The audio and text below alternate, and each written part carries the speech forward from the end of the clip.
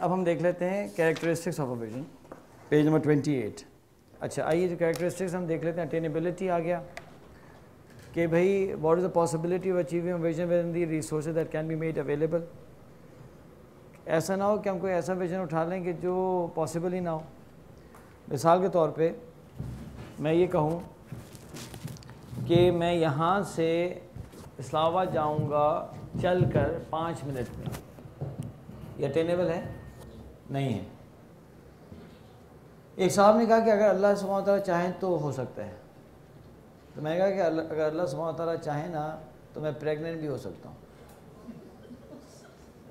ये हमारा अकीदा है। लेकिन सवाल ये है कि अल्लाह चाहेंगे कि आप सबको इतनी तकलीफ दे कोई मंजर देखना पड़े? वही देखें, अल्लाह सुब्हानहू व तआला के कुछ उसूल और ज़वाबित हैं, कुछ कवानीन हैं, उनमें रहकर विजन बनाया जाता है। अल्लाह के कवानीन में ये पॉसिबल नहीं है कि 5 मिनट में आप जाएंगे। हाँ, अल्लाह सुब्हानहू व तआला एक्सेप्शंस कर सकते हैं, करते हैं, होते हैं एक्सेप्शंस। लेकिन विजन्स जो है वो एक्सेप्शंस पे नहीं बनते, विजन्स असबाब पे बनते हैं।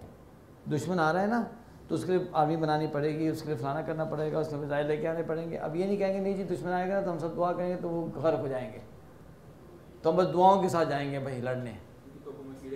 हाँ, उनके जो तोपों में कीड़े पड़ जाएंगे और उनके जो उनके कानों में जो है वो पता नहीं छाले पड़ जाएंगे, पता नहीं क्या क्या। भाई नहीं होगा कुछ। अल्लाह चाहे तो कुछ भी हो सकता है, लेकिन ये कि अल्लाह सुब्हानहू व तआला ने असबाब के साथ जोड़ा है। हाँ, जो चीज़ डिफ़िकल्ट हो उसको इम्पॉसिबल मत कहें, उसको डिफ़िकल्ट ही कहें। लोग क्या कहते हैं कि डिफ़िकल्ट को इम्पॉसिबल करके बैठ जाते हैं चुप करके। क्या पूरा का पूरा मेक्सिको, जो मेरी एक नीयत है इंशाल्लाह दुआ करें, 2 लड़के हमने मेक्सिको के लिए रखे कि मेक्सिको के 40 मिलियन लोगों को इस्लाम में लाना है। क्या मेक्सिको के 40 मिलियन लोग इस्लाम में आ सकते हैं? आ सकते हैं, लेकिन काम आसान नहीं है, बड़ा मुश्किल काम है। तो है तो कोशिश तो करें। If you don't shoot it's 100% miss. कोशिश तो करूँ, 1-2 को भेज दूँगा, अब वो देखें हो जाएगा काम। नहीं होगा तो चलो कोशिश तो की, और अगर मैंने पूरी कोशिश की नहीं हुआ तो अजर किसका मिलेगा? पूरी कोशिश का अजर मिलेगा। It's a win win situation. तो छोटे विजन से ज़िंदगी गुजारनी नहीं चाहिए, ये तो बेवकूफ़ी है। सिस्टम ए के अंदर छोटे विजन से ज़िंदगी गुजारना बेवकूफ़ी है, बेवकूफ़ी है, बेवकूफ़ी है सिस्टम ए में। इसलिए कि कर लिया तो सही, नहीं किया तो अजर पूरा। अगर आपने हिफ्ज़ करने की नीयत की, मिसाल ये सायरा साहब ने कहा मैं हिफ्ज़ करूँगी, हो जाए इनका क्लिंग हो जाए इस वर्कशॉप में, मैं हिफ्ज़ करूँ। अब इन्होंने क्या किया, एक आयत याद की और ये चलेंगी गवादर कि जी वहाँ की ख़वातीन को साइकोलॉजिकल काउंसलिंग करने हैं, और अल्लाह ना करे गोई लग गई, अल्लाह ना करे, और हमने इनकी वसीयत के हिसाब से वहीं इनको दफना दिया। पिकअप नहीं, वो तो खातून को तो ऐसा नहीं करेंगे ना, उनको तो वहीं। अच्छा, अब इनको वहाँ दफना दिया हमने। तो जब ये क़यामत में उठी, अल्लाह ना करे, दिल पे नहीं मिसाल, जब मैं अपनी मिसाल देता था, तो जब ये क़यामत में खड़ी होंगी तो ये कैसे खड़ी होंगी बताएं मौलाना साहब? हाफिज़ कुरान खड़ी होंगी, पूरा कुरान ज़ुबान से चल रहा होगा, पूरा पढ़ती चली जा रही होंगी और ऊपर चली जा रही होंगी। और ज़्यादा हम लोग सारे बहन बहन तो कहाँ चले, इनको भी ले आए सारी चीज़ों को, वो भी तो कर सकते हैं, लोग शिफात भी कर सकते हैं। तो तुम लोग भी आ जाओ, चलो तुम्हारी वजह से गई थी मैं कमाता। तो भाई ये तो सिस्टम ये है ना, उन्होंने एक आयत याद की और अल्लाह ने क़यामत में जो है वो उठाया हाफिज़। तो छोटे विजन्स क्यों बना रहे हैं? ये तो बेवकूफ़ी है। हाँ, सिस्टम बी में हो तो चलो सही, उतना ही मिलेगा जितनी कोशिश की, लेकिन सिस्टम ए में हम ऑपरेट कर रहे हैं। एक साहब ने मुझे कहा, आप है ना, आप सुलेमान साहब, आप ना हमको मरवाएंगे। मैं क्यों भाई? क्या इसलिए कि आप कहते हैं बड़े विजन बनाएं, हम बड़े विजन बनाएंगे, वो होंगे नहीं, तो हम टूटे हुए दिलों के साथ मरेंगे। और यही आप चाहते हैं कि हम टूटे हुए दिलों के साथ मरें, नहीं, हम बनाएंगे छोटे छोटे विजन और पूरे करेंगे और खुश मरेंगे। लिटरली ये कहा मुझे। हाँ हाँ, अच्छा, बहुत खतरनाक आदमी था, सिस्टम वीक में था ना, इसलिए मैंने उनसे कहा देखो भाई सुनो, टर्की को टर्की क्यों कहते हैं? इस एरिया को कहते थे एशिया माइनर। आज से तकरीबन कोई 800-900 साल पहले बात है कि तुर्कमेन कुछ लोगों ने हमला किया इस इलाके पे, लूट वूट के चले गए, चंद लोग रह गए, कोई ट्रेडर्स गुजरे, वो चंद लोग मुसलमान हो गए। उसमें एक साहब थे, उनको गम लग गया, मुसलमान नहीं थे ना मुसलमान, उन्होंने देखा बगदाद तबाह हो चुका, ये हो चुका, वो चुका है, तो उन्होंने ये नियत की कि मैं चाहता हूँ कि उस्मान गनी रज़ी अल्लाह ताला अन्हु जैसी खिलाफत होनी चाहिए फिर से। और ये सोचकर अपने बेटे का नाम रखा उस्मान, और उस बच्चे से शुरू हुई है खिलाफत उस्मानिया। 700 साल तक हमें फिर एक थोड़ी सी सांस मिल गई। अब वो सामने क्या, नहीं नहीं देखे ना, वो तो वॉरियर थे, उनके पास अपॉर्चुनिटी थी। तो मैंने उनसे कहा कि देखें, मैं ये समझता हूँ, तारीख़ पढ़ता हूँ, मैं समझता हूँ कि उस्मान के जो वालिद थे वो अकेले नहीं थे, हज़ारों मुसलमानों ने सोचा होगा कि कुछ होना चाहिए। किसी ने अपने बच्चे का नाम उमर रखा होगा, किसी ने अपने बेटे का नाम अली रखा होगा, किसी अपने बेटे का नाम फ़ख्रुल इस्लाम रखा होगा, लेकिन किसी को मौका मिला नहीं मिला, नहीं कर सके, चोट खा गए, वसाइल नहीं थे, ख़त्म हो गए। तारीख़ ने उनको भुला दिया। तारीख़ ने उस्मान के वालिद को इसलिए याद रखा कि वो कर गए, लेकिन जिस तरह से तारीख़ ने इन लोगों को भुला दिया, इस तरह से बहुत से ऐसे लोग भी होंगे जिनका विजन नहीं होंगे, लेकिन अपॉर्चुनिटी आई होगी। चूंकि विजन नहीं थे तो अपॉर्चुनिटी आगे चली गई। आप बड़े विजन बना के चले ना, अल्लाह ने चाहा तो हो जाएगा, अल्लाह ने नहीं चाहा तो आपको अजर पूरा मिलेगा। आप क्यों छोड़ रहे हैं इस अजर को यार? बहुत ज़्यादा क्या केसेस स्ट्रॉन्ग है तो मुझे बता दें भाई, हमारा तो नहीं है स्ट्रॉन्ग। हमें तो एक एक नेकी की ज़रूरत है मरने के बाद। हम इतने बड़े अजर को छोड़ रहे हैं फजूल के अंदर। आप बना के चले तो सही, अल्लाह चाहेंगे तो हो जाएगा। आप अपना दम लगा दें पूरा। फहद बाज़ारी हमारे एक और को ट्रेनर है, हम सबसे अच्छा ट्रेन वो करते हैं। उसने लिखा कि मैं आपके रिट्रीट में आया था मलेशिया, मैंने ये सीखा। क्या लिखा उसने? उसने लिखा history records events as they happen, Allah records and rewards events as they were intended.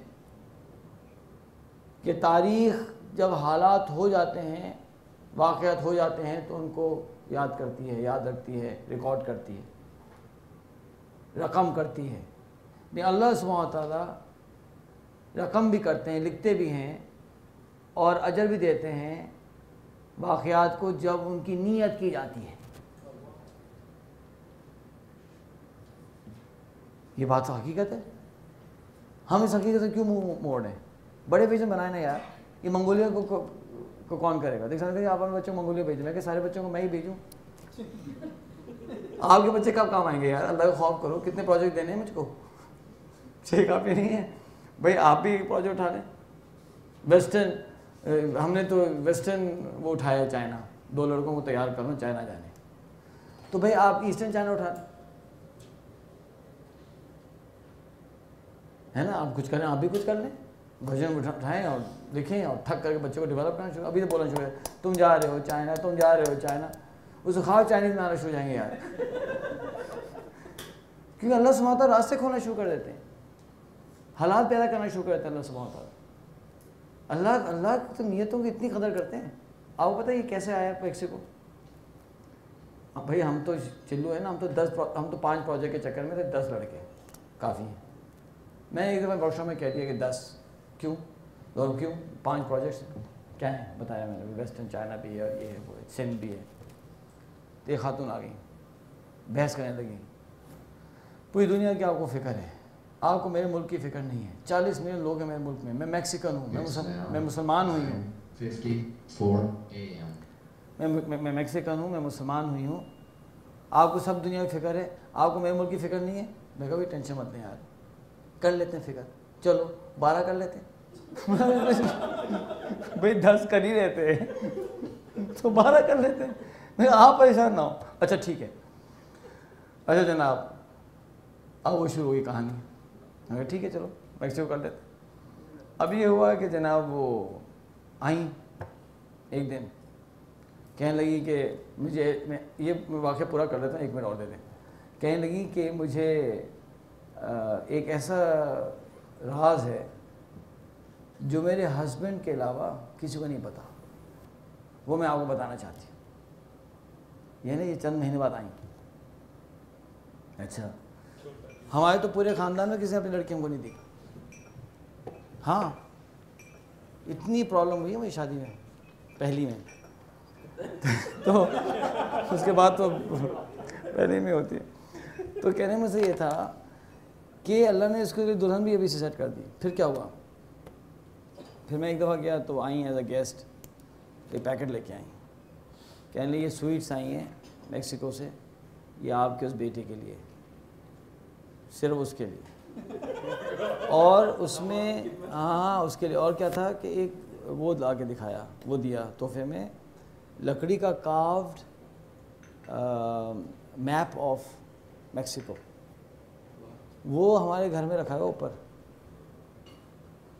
अच्छा, वो स्वीट चली गई उसके पास, वो किसी को देना, क्या नहीं तो मेरे लिए आई मैक्सिको से, मैं मैक्सिको जा रहा हूँ ना, मेरे लिए आई। मैं ये सोच रहा था कि मैंने नियत की एक खातून अपनी बेटी को डेवलप करनी है उसकी दुल्हन बनाने के लिए, वो प्रोसेस शुरू हो गया। और मैक्सिको में कुछ रिज़्क़ था जो अल्लाह सुब्हानहू व तआला ने वहाँ से ट्रैवल करवा कर उसके घर तक, हमारे को उस बच्चे तक पहुँचाया। अभी नियत हुई है, रिज़्क़ पहुँचना शुरू हो गया उस मुल्क का भाई। और क्या हुआ, हमारे सारे लड़कों के हाइट्स हैं, मेरे सारे बच्चे ना टॉल हैं सिवाय इसके। वो हमने मैक्सिको का सोचा इसकी हाइट बढ़ना बंद होगी। इसी मैक्सिको में जो छोटे छोटे लोग होते हैं वो नहीं हिसाब से, अल्लाह अकबर यार।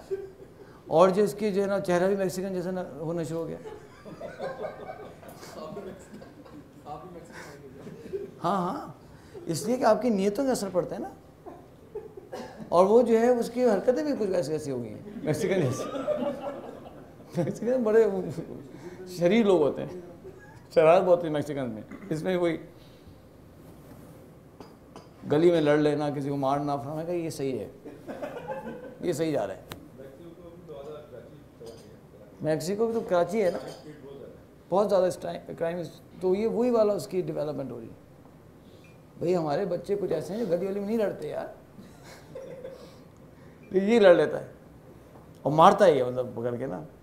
तो खैर मैं उसको डांटता भी हूँ और उसकी वालदा भी डांटती है, लेकिन दिल के अंदर मुझे खुशी हो रही होती है कि ये सही आ रहा है, इसकी डेवलपमेंट। अगर ये बिल्कुल मसलूम मासूम जैसा हो तो ये तो मैक्सिको में सर्वाइव नहीं करेगा। और जो चाइना वाला लड़का है वो बिल्कुल चाइनीज़ जैसे काम कर रहा है, बिल्कुल सीधा चलना और कोई शरारत नहीं, और पढ़ाकू, और जैसे चाइनीज़ है ना वैसे ही चल रहा है, वो चाइना के हिसाब से वैसे ही चल रहा है सीधा। और इन मैक्सिको वाला देख, तो कहने में से ये था कि आप नियत करने में क्या हर्ज है, करें तो सही। कहाँ गए हमारे, हाँ उमर फारूक साहब, अब आपने नियत की है ना, तो हो सकता है कि आज रात किसी गायनेकोलॉजिस्ट के कोई ख्वाब आए,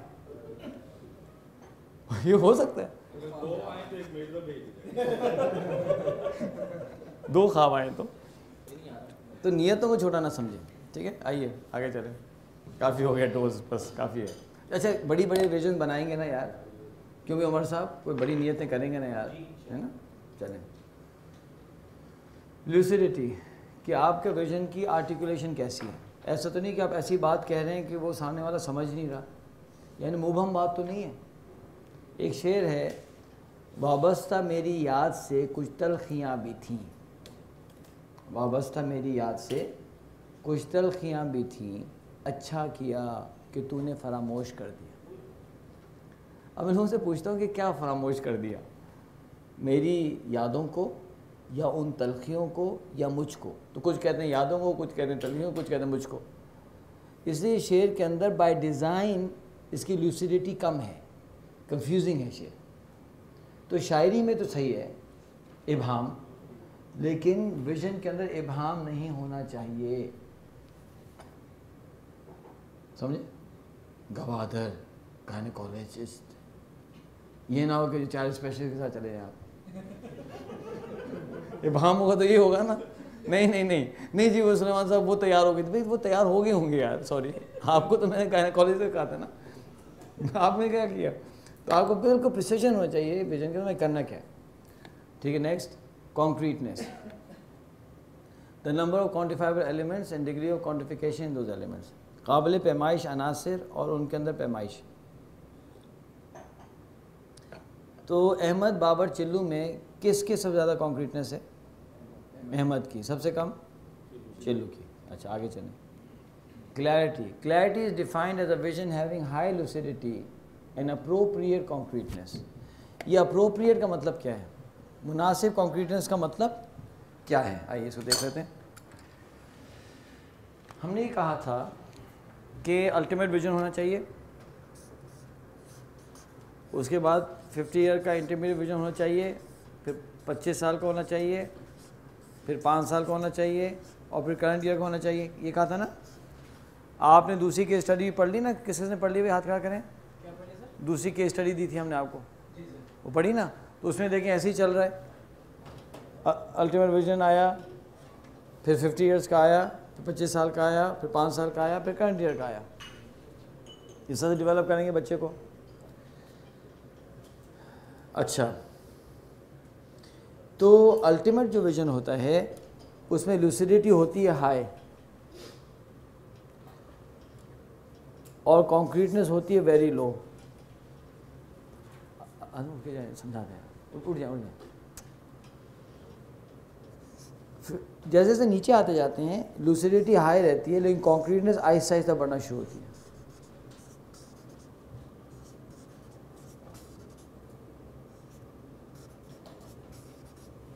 कॉन्क्रीटनेस बढ़ती चली जाती है। तो अप्रोप्रिएट का मतलब ये है कि अल्टीमेट विजन लेवल के ऊपर कॉन्क्रीटनेस लो होनी चाहिए, कम होनी चाहिए। यहाँ कॉन्क्रीटनेस आप बढ़ा देंगे, कहाँ गया हमारे यार, तो आप लोगों की जगह बदल गया, बंदा कहाँ गया हमारा? शारिफ, हाँ हाँ शारिफ मैं परेशान हो गया, तुम कहाँ गए? तो शारिफ साहब, इसमें कॉन्क्रीटनेस लो होनी चाहिए। अगर यहाँ कॉन्क्रीटनेस बढ़ाएंगे तो ये अल्टीमेट विजन रहेगा ही नहीं, ये रियलिटी से इन्फ्लुएंस होना शुरू हो जाएगा। और लो लेवल के ऊपर कॉन्क्रीटनेस बहुत ज़्यादा होनी चाहिए, क्योंकि डायरेक्शन जो है वो लूसिडिटी से नहीं मिलता, डायरेक्शन कॉन्क्रीटनेस से मिलता है। अब 2 गलतियाँ करते हैं लोग, एक यहाँ बहुत बढ़ा दी हैं, दूसरी गलती करते हैं यहाँ बढ़ा ही नहीं। एक साहब कहने लगे मुझे आपकी वर्कशॉप नहीं करनी। मैं क्यों? क्या मेरा विज़न तो बिल्कुल क्लियर है। मैं, क्या है आपका विज़न? क्या मुझे जन्नत में जाना है।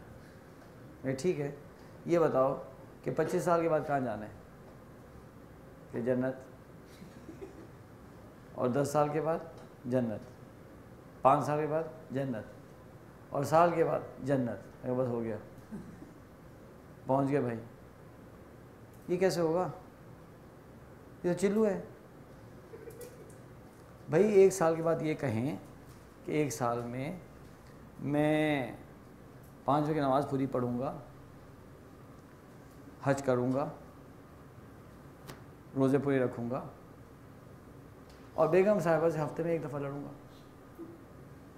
कोई बजट तो करो। हर दिन लड़ता था, अब हफ्ते में 1 दफ़ा लड़ूँगा। एक टाइम सेट कर लेंगे हम सैटरडे की इवनिंग का कि भाई बेगम जो भी मसला देखो, बेगम देखो, हफ्ते के दिन स्केड्यूल किया है ना, उस दिन लड़ेंगे। स्केड्यूल कर लें लड़ाई। उस दिन जो है वो अपनी हेलमेट पहन कर बर्तन उनके हाथ में दे के खड़े हो जाए। फिर कोई टारगेट तो करें। अगर आप नहीं करेंगे तो कैसी डेवलपमेंट होगी? वो हम तो चिल्लू है ना, अल्लाह मुझे माफ़ कर, दुआ के हम बेहतर हो जाए। अच्छा हम गए मौलवी साहब के पास। अच्छा, कहा भाई क्या है मसला तुम्हारा? मैं कहा भाई कुछ मेरी इस्लाह कर दें। कहने को अस्कार किया करो, अब होते ही नहीं हमसे, हमें ना, अब कभी कर लिए कभी नहीं किए, कभी एक हम चल रहे होते हैं। लेकिन उन्होंने मुझे वैसा बता दिया पूरा करना क्या है। भाई इतना कुरान पढ़ा करो रोज़ाना, और जो ये किया करो, ये किया करो। तो मैं गया, मैंने कहा नहीं हो रहा। तो कहते हैं अच्छा तुम कम कर लो, ये करो ज़रूर। तो मैं कहा नहीं होता। तो कह रहे अच्छा तुम 10 दफ़ा तो कर सकते हो ना इस्तिग़फ़ार दिन में, मिसाल के तौर पर 10 दफ़ा करो, लेकिन करो ज़रूर। तो उन्होंने भी देखे ना एक मेजरमेंट दिया, अब 10 दफ़ा करे ज़रूर, छोड़े नहीं। अच्छा भाई चलो, अब कभी होता है कभी नहीं होता, जो भी है हमारी कमज़ोरी है, तो मेजरमेंट्स होनी चाहिए ना। उन्होंने नहीं कहा अच्छे बन जाओ, चलो जाओ। मैं कह रहा हूँ मेरी इस्लाह करें भाई, मेरा मसला हुआ, नहीं तुम अच्छे बन के रहो बस जाओ, ऐसे नहीं कहा ना। उन्होंने मुझे बताया क्या करना है, इतनी दफ़ा इस्तिग़फ़ार करो, इतनी दफ़ा जो है वो दुरूद पढ़ो, इतनी थोड़ा कुरान पढ़ो, कुछ एक किताब दी है, इस किताब के कुछ मज़ामीन पढ़ा करो, एक मज़मून रोज़ाना पढ़ो। इस तरह से एक मुझे कोई प्रोग्राम दिया ना, क्या मैं आपको मैशर कर सकता हूँ। और वो इतनी ज़बरदस्त किताब निकली, वो वाकई से मज़ामीन पढ़े ना, बहुत फ़ायदा होना शुरू हो गया। मैं कहा लो चलो, और उन्होंने कहा एक ही पढ़ लो मज़मून, और 10 मिनट लगते थे, तो वो फ़ायदा होता था। ये बात क्लियर होगी। कॉन्क्रीटनेस, अप्रोप्रिएट क्या मतलब है, कितनी क्वांटिटी होनी चाहिए, कितने कॉन्क्रीटनेस होनी चाहिए। आइए एक ही लेवल पे, हाई लो नहीं होना चाहिए, कहीं भी लो नहीं होना चाहिए। अच्छा आगे चलें, तो कॉम्प्लेक्सिटी, हाउ कॉम्प्लेक्स और simple is the main concept behind the vision. जो आपका विजन है वो बहुत ज़्यादा कॉम्प्लेक्स तो नहीं है, बहुत ज़्यादा उलझा हुआ तो नहीं है। तो जहाँ सिंप्लिसिटी से काम चलता है, कॉम्प्लेक्सिटी मत लेके आएँ, सादगी से चलाएं। बहुत दफ़ा लोग बहुत कॉम्प्लेक्सिटी ले आते हैं। एक बेगम से 4 बच्चे, सिंप्लिसिटी है। और बताएं कॉम्प्लेक्सिटी क्या होगी? नहीं, वो भी सिंप्लिसिटी। 4 बेगम से एक, ये कॉम्प्लेक्सिटी है। तो भाई अगर आपको कोई मुश्किल नहीं आई हुई तो ऐसे काम मत करें। आप क्यों कॉम्प्लेक्सिटी बढ़ा रहे हैं? आप सिंप्लिसिटी से काम चलाएं। कॉम्प्लेक्सिटी जब आनी चाहिए जब उसकी ज़रूरत हो। इतना आप उसको कॉम्प्लेक्सिटी बढ़ा देंगे तो होगा ही नहीं।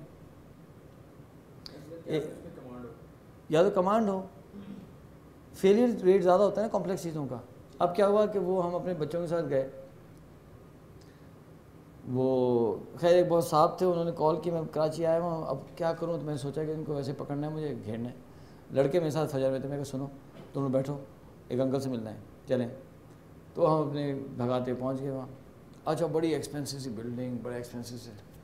अब हुआ ये कि जब हम, अच्छा बच्चों में कह रहे बाबा आप घेर रहे थे ना इनको, बाबा आप घेर, मैं कहा हाँ घेर रहे थे हम देख रहे थे आप क्या कर रहे थे। मैं चलो तो जब गए तो वो क्या हुआ कि वो पहले चले गए वो लड़के, अब वो लेटना बंद होने लगी एकदम से। तो हमारे बड़े वाले लड़के ने क्या किया कि ऐसे किया ना, पाँव यूँ बीच में डाला ताकि लिफ्ट खुले। तो यूँ जो पाँव लगाना तो वो उसका वो एज फंस गई। मैं कहा क्या किया तुमने? तो दूसरा कहा बाबा इसने पाँव मारा है। मैं कहा यार भाई तूने क्यों पाँव मारा? नहीं बाबा लिफ्ट बंद हो गई तो पाँव मैंने यूँ किया। मैं क्यों कर दिया यार, अब क्या करेंगे? अब वो खुल ही नहीं रही। अब इतनी बड़ी शर्मिंदगी लिफ्ट पे फंस गई। अच्छा मैं क्या कर रहा हूँ, मैं कहा इसको खोलता हूँ मैं, हैं? तो अंदर जाके उसको मैंने कहा यार खुदा ना खास्ता ये लिफ्ट है, कोई गलत निकल आया हाथ और जब फंस गया ना तो उल्टी मुसीबत सर पे आ जाएगी। मैं कहा देखो यार तुमने क्या किया तुम लोगों ने, अब चल के जाना पड़ेगा नीचे। चलो अब जनाब वहाँ से उतरते आए, फिर 8 फ्लोर थे या 7 फ्लोर थे। नीचे पहुँचे तो वो 10 फ्लोर थे शायद। उसको कहा मैंने गार्ड को, मैं कहा भाई तुम्हारी लिफ्ट फंस गई यार, इसको सही करवा लो। हाँ आसान नहीं, आप बुला लेते हम कुछ कर लेते। मैं कहा चलो, फंस गई ना लिफ्ट एक पाँव के अंदर। ये थी क्यों कॉम्प्लेक्सिटी है ना। अब मैं आपको एक और कहानी सुनाता हूँ। हुआ ये कि जनाब वो हमारी शादी का फैसला कर लिया हमने, एक शादी का, अब नहीं पता कौन सी वाली। अब हुआ ये कि वो जब बिल्कुल शादी करीब आई तो फाइनेंशियल क्राइसिस आ गया। बिजनेस में तो ये होता रहता है, टाइम लेने में तो होता ही रहता है कि ऊपर कभी नीचे, कभी ऊपर कभी नीचे। जब नीचे होता है गाड़ी में भेज देते हैं, छोटे घरों में चले जाते हैं, बच्चे स्कूल से निकाल देते हैं फिर हालात बेहतर होते हैं, गाड़ियाँ खरीद देते हैं, अच्छे घर में चले जाते हैं, बच्चे स्कूल में डाल देते हैं। तो टेंशन मत लें बस। लेकिन सैयद सुलेमान नदवी साहब की बात समझें, ऐसे रहे या कि वैसे रहे, वहाँ देखना है कैसे रहे। हयात दो रोज़ा का क्या है शोक, हम मुसाफिर हैं, बस जैसे तैसे रहे, टेंशन ही लें। अब अल्लाह का निज़ाम उसी पर आ गया क्राइसिस में, कर ले भाई अब क्या करेंगे भाई। तो उसने ठीक है, वलीमे का डिनर नहीं करेंगे, निकाह का डिनर नहीं करेंगे, शादी करके घर ले आएंगे खातून को।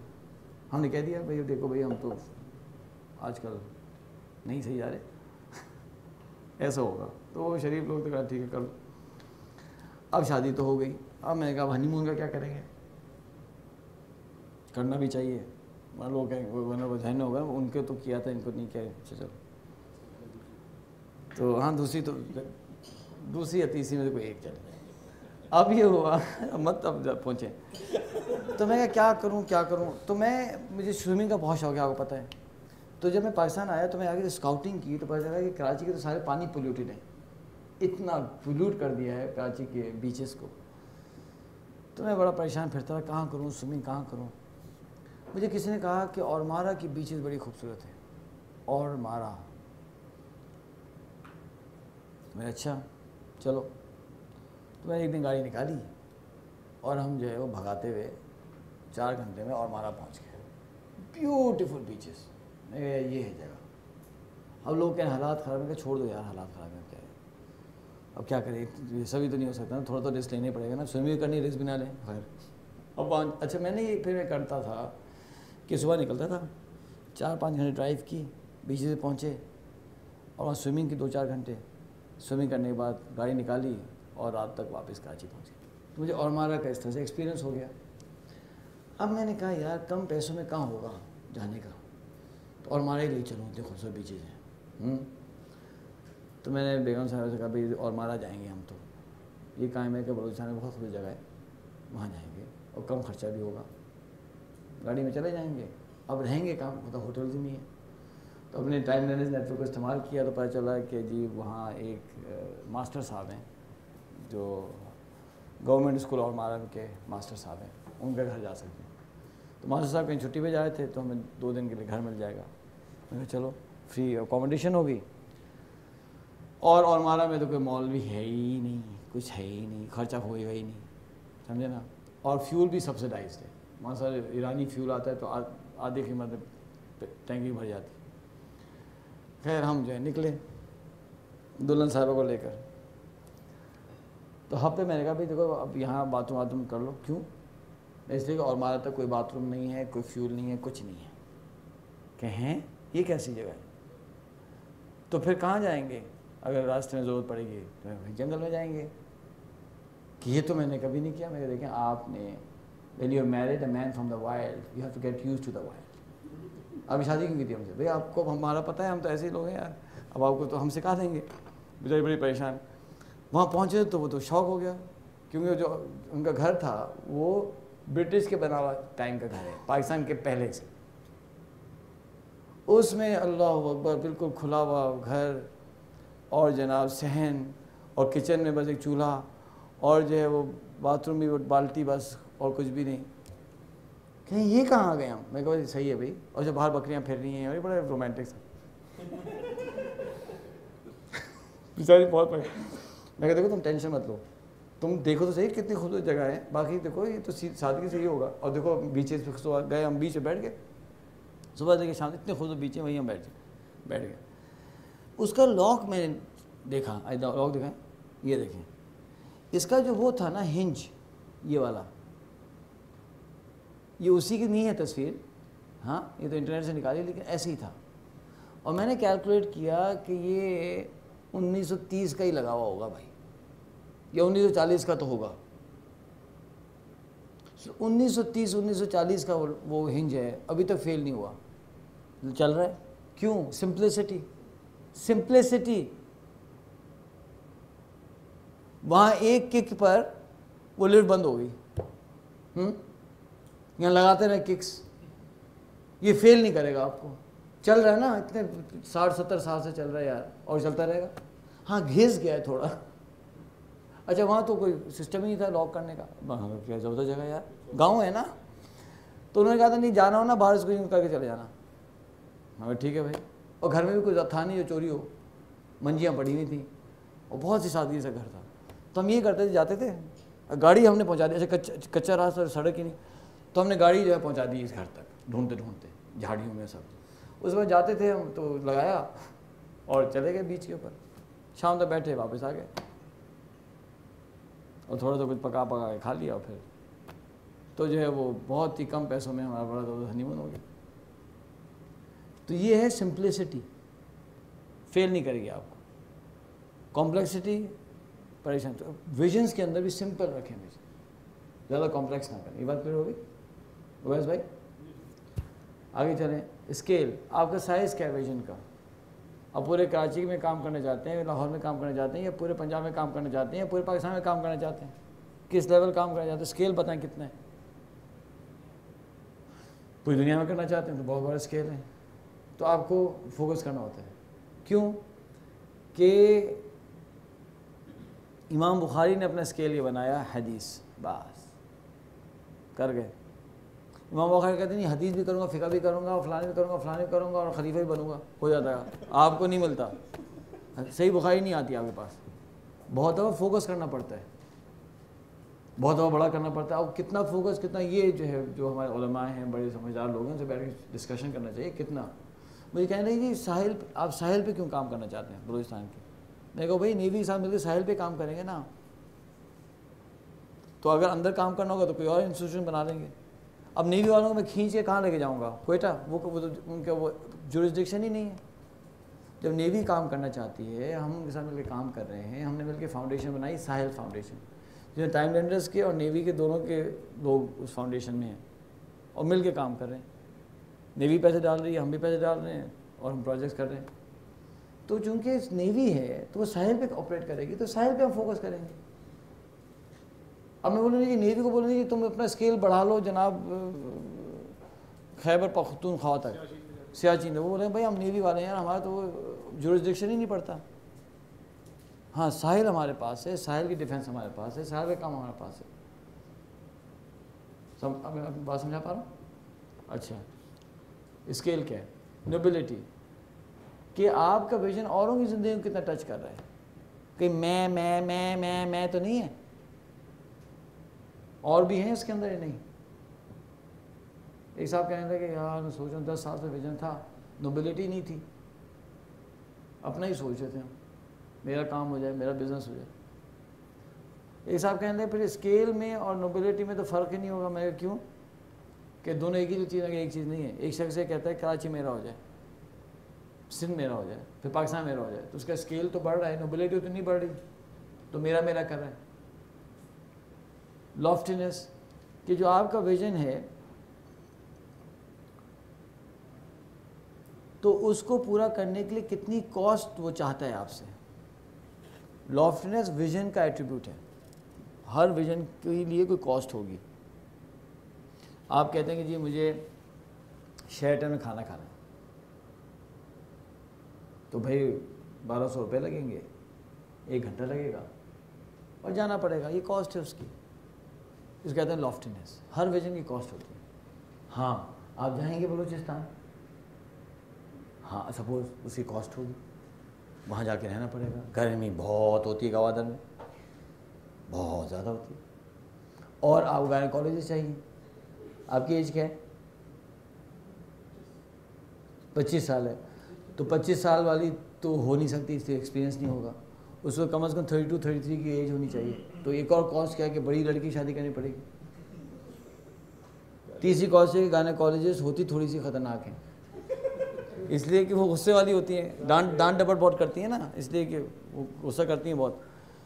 तो जो है वो हम सब ने डांटें खाई हुई हैं, जो शौहर होते हैं कभी डांट देते हैं हमको भी, आप खाया नहीं रहते अपने काम। अरे भाई मुझको क्यों डांट रही यार? तो उनको जो काम ऐसा है वो डांट डपट करती रहती हैं, तो वो थोड़ा सा वो सीधी होती हैं कुछ। तो ये सब बड़ा, ये सारी कॉस्ट है। फिर ये कि BLA भी है, बलोच लिबरेशन आर्मी है ना, वो भी बहुत ही हाँ, ऑपरेशन तो नहीं करते। कोई बात नहीं सर, कोई बात नहीं, कोई मसला नहीं।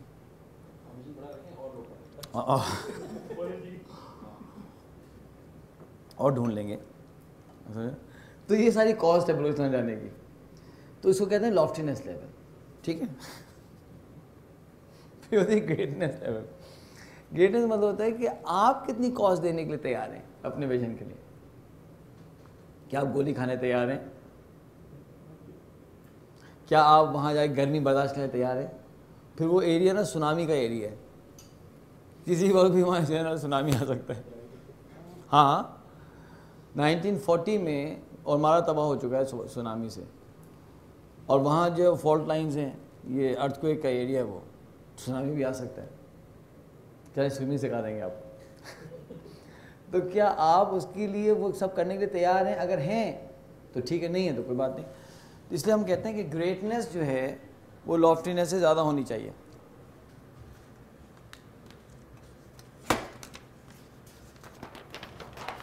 ग्रेटनेस जो है मस्ट बी ग्रेटर देन और इक्वल टू लॉफ्टीनेस, तब तो ये चलेगा। लेकिन ग्रेटनेस लॉफ्टीनेस से कम है तो ये विजन तो ज़रूर है, लेकिन इफ़ेक्टिवली ये ख्वाहिश है, उमंग है, आरजू है, चाहत है, विश है, पाइप ड्रीम है, ये विजन नहीं है। और दुनिया ख्वाहिशों से, आरजुओं से, उमंगों से नहीं चलती, दुनिया विजन से चलती है भाई। बहुत से लोग जो ये कहते हैं ना ये कर लेंगे वो कर लेंगे, वो विजन नहीं होते, वो उमंगें होती हैं। और उमंगों से दुनिया नहीं चलती। देखिए ना, आपका विजन आपसे ये एल डिमांड करता है और आपकी ग्रेटनेस लेवल उससे ज़्यादा देने के लिए आप तैयार हैं तो चलेगा काम। अगर वो ये डिमांड कर रहा है, आप उससे कम देने के लिए तैयार हैं, तो कैसे चलेगा? या तो इसको थोड़ा सा छोटा कर लें या इसको बड़ा करें, मैच तो करें। अगर मैच नहीं करेंगे तो कैसे होगा? होगा नहीं ना। हाँ, इसलिए हो ही नहीं सकेगा। अब वो कहेंगे कि जी, अब कोई आदमी मुझे कहनी जी ठीक है, जितना रिस्क कराची आने में ना उतने गवादर में भी है, चलो कराची बहुत रिस्क की जगह। वो कहनी जी मैं बिल्कुल रिस्क नहीं लेना चाहता, तो फिर आप मत चलें हमारे साथ यार। खुदा ना खासा कुछ हो गया तो फिर मुझ पर रोएंगे। जब ये BLA वाले नेवी को नहीं छोड़े, आर्मी को नहीं छोड़े, तो हमको क्यों छोड़ेंगे भाई? जहाँ इनका चलता है कोशिश करते हैं। 2 हफ्ते पहले नेवी के पूरे कॉन्वॉय को मारा है, मतलब अटैक हुआ, लेकिन चलो अल्लाह के फजल कुछ नहीं हुआ। लेकिन ये कि अटैक तो हुआ। जब नेवी को नहीं छोड़ रहे हैं तो आपको हमको उनके कोई रिश्तेदार हैं क्या? तो रिस्क तो होगा ना। अब और एरियाज में अब रिलीफ का काम भी करते हैं तो रिस्क नहीं होता क्या? एक दफ़ा कंधार से बॉम्बिंग हुई तो गुजरा, कोई चीज़ भूल गया था मैंने गाड़ी टर्न की और 10-15 मिनट बाद वापस उस चौराहे पे आया ना, तो वो आगे क्रूज़ मिसाइल लग चुके थे, पूरा चौराहा उड़ चुका था। मैं कहा लो यार, या मैं 10 मिनट पहले यहाँ होता, सॉरी बाद में होता, तो गए थे हम भी। और वो मारने की कुछ कोशिश की थी, वो 2-4 वहाँ लगे, 2-4 यहाँ लगे। वो इतनी एक्यूरेसी कभी आगे पीछे हो जाता है। वो घरों में जाके लग गए, वो जो है चौराहे पे आके लग गए। अच्छा, वो गाड़ियाँ थीं जो था वो सब उड़ गई और एक अजीब हंगामा हो गया। अब मैं बोलूँ नहीं मुझे रिलीफ का काम भी करना है और रिस्क भी नहीं लेना, ऐसा नहीं हो सकता ना। थोड़ा तो आपको रिस्क तो लेना पड़ेगा ना यार। तो G must be greater than F. देखिए शेर है, गम आरज़ू का हसरत, गम आरज़ू का हसरत, सबब और क्या बताऊँ, मेरे शौक़ की बुलंदी, मेरी हिम्मतों की पस्ती। शौक़ बड़े बुलंद रखे हुए, हिम्मतें हैं नहीं। बेअमल दिल हो तो जज्बात से क्या होता है, धरती बंजर हो तो बरसात से क्या होता है अमल लाजमी तकमील तमन्ना के लिए, वरना रंगीन ख्यालात से क्या होता है। और रंगीन ख्याल लेके बैठने से अल्लाह सुब्हानहू मेरी हिफाजत में, आपकी भी हिफाजत, इससे होगा नहीं कुछ। कहते हैं ना कि ये दुनिया आखिर फ़ानी है, ये दुनिया आखिर फ़ानी है। ये तो हम उमर फारूक साहब को डेडिकेट करें शेर। उमर साहब ये सोचते हो जाइएगा, ये दुनिया आखिर फ़ानी है, ये जान भी एक दिन जानी है, कर डाल जो दिल में ठानी है, जब हिम्मत की जौलानी है, उठ बांध कमर क्या डरता है, फिर देख खुदा क्या करता। उमर फारूक साहब, उस्मान साहब देख रहे हैं आपकी तरफ हैं, समझे ना। तो ये है आपका loftiness and greatness level. Last क्या है, correctness. The correctness of your vision is directly proportional to the soundness of your ideology. जितने आपकी आइडियोलॉजी साउंड होगी उतना आपका विजन सही होगा, जितनी आइडियोलॉजी टेढ़ी होगी उतना विजन गलत होने के इम्कानात हैं। तो ये हो गया करेक्टरिस्टिक्स। ठीक है, इस पर कोई सवाल